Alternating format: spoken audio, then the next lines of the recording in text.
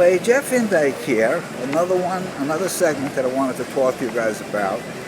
You know, I'm filming these things, and I'm putting them up on YouTube as a inspiration of Danny Britt. He puts a lot of stuff up on YouTube. He doesn't always talk about drumming though. I thought, that what I would do, which I am doing, is strictly talk about drumming. Years back, a very, very good friend of mine, Laurie, he produced a show. It was called Unplugged. It was on public access for a while. The notion, was I talked about different topics, different stories, and I really liked the show. I don't think I'll air that show anymore, but I might put segments of the show maybe on YouTube. It was just a commentary show where I talked. So that's what this premise is. And each time that I come up here to talk, I talk about a different topic pertaining to drums, or even if you're not a drummer and you just are interested in what I'm saying.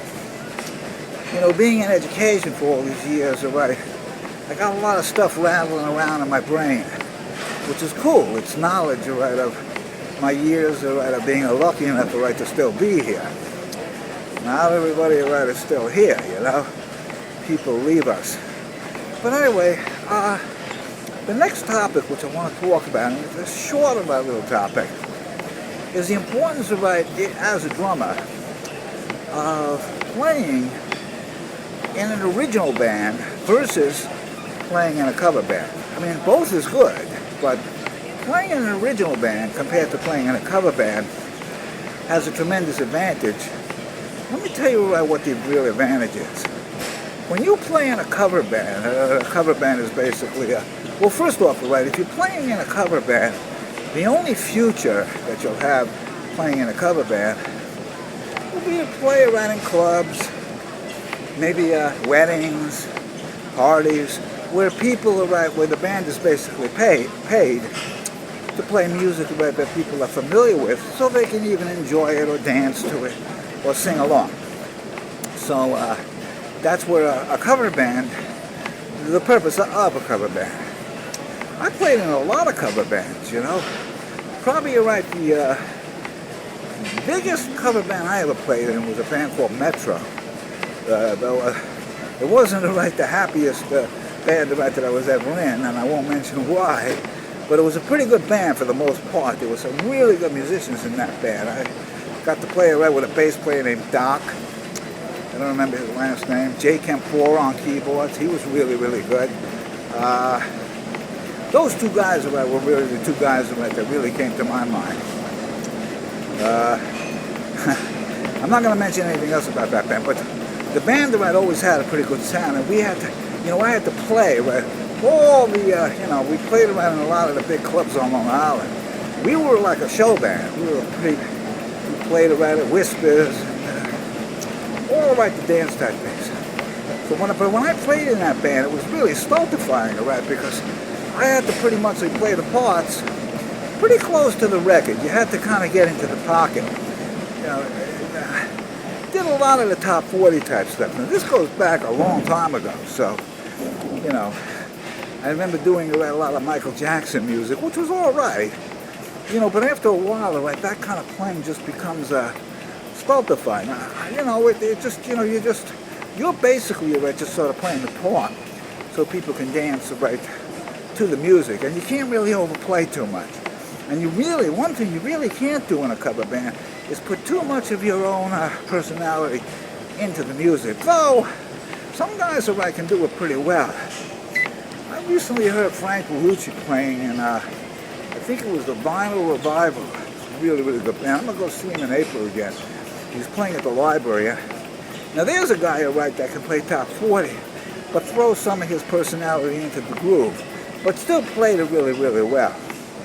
But I'd much rather, to tell you the truth, see Frank playing originals or doing a big band thing, because that's the kind of drummer he is. But anyway, getting back to why I think it's really, really important to also, play originals and try to go into the recording studio with as many musicians as you can. Because when you're doing originals, you're creating your own drum parts. And the really successful drummers, the guys who write that have really been very successful in drumming today, usually guys who write that had their own distinct sound. And the only way really, in my opinion, this is just my opinion, you guys can take, what I say, and, if it doesn't work for you, you can find other people to to get advice from. But in my opinion, it's really important to write that if you're playing originals, you're creating your own drum part. And by creating your drum part, you're creating your own sound. So that's why I think it's really, really important. Plus the other thing too, if there's ever a chance of you really achieving any kind of national recognition, which not that many people achieve, I've accomplished maybe regional exposure, but I'm not on the visual level like a guy like Dave Weckl, who is known all over the world.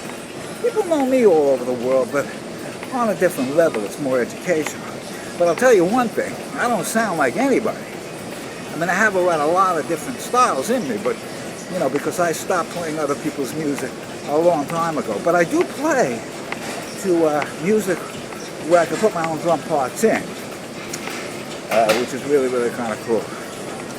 But, so I really think by doing originals, you get a chance to develop your own drum style, and then you have a unique sound.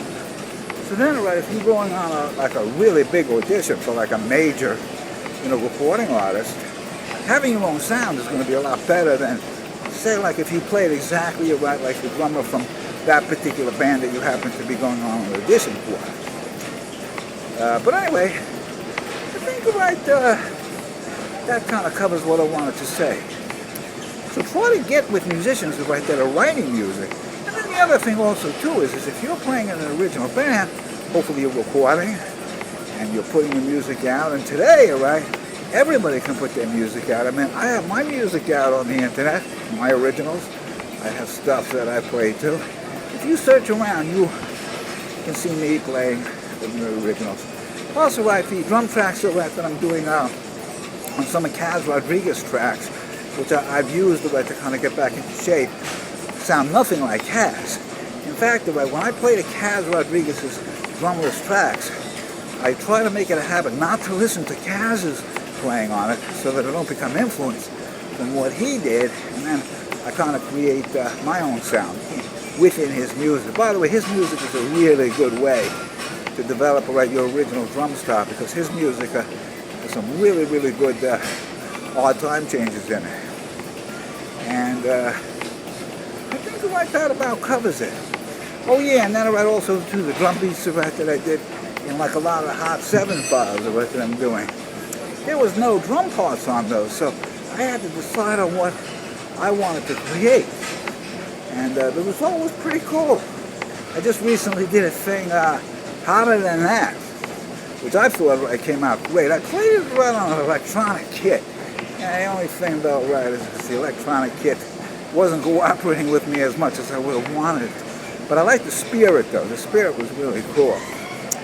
And I know Wynton Marsalis' band did that song, but they did it traditionally, and that was excellent too. But the drummer, the way he played it, was kind of more of a swing type of a feel. When the original recording was made by Louis Armstrong, there was no drums on it at all. So when Wynton Marsalis' band did it, the drummer was kind of creating his own part. He played kind of more of a swing type thing, and that was excellent too. But my version is a little bit more rockify. So, with that in mind,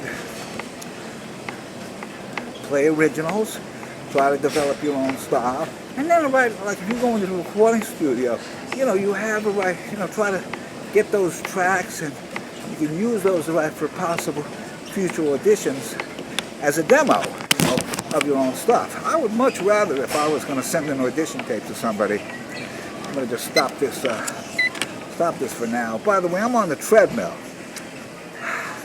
I do these commentaries on the treadmill.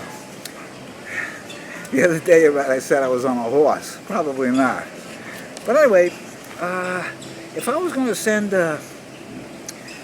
if a major recording artist, or anybody right for that matter, was looking for a drummer, I would probably not send them a sample of my drumming to a cover. I would send them a sample of my drumming to my own music, to the Hot 7 stuff, maybe the Kaz Rodriguez stuff, where I'm putting it right in my own input. Because I don't want people to say, oh yeah, you sound right exactly, you're right like that one guy, Drummers are right that emulate certain drummer styles like note for note. They don't have an original sound, and so I want to try to contribute something original, whether it be good or bad. It is my own sound, and that's why I think playing originals is a really good choice. So I hope you guys like this approach and advice, and listen to a lot of people. And peace.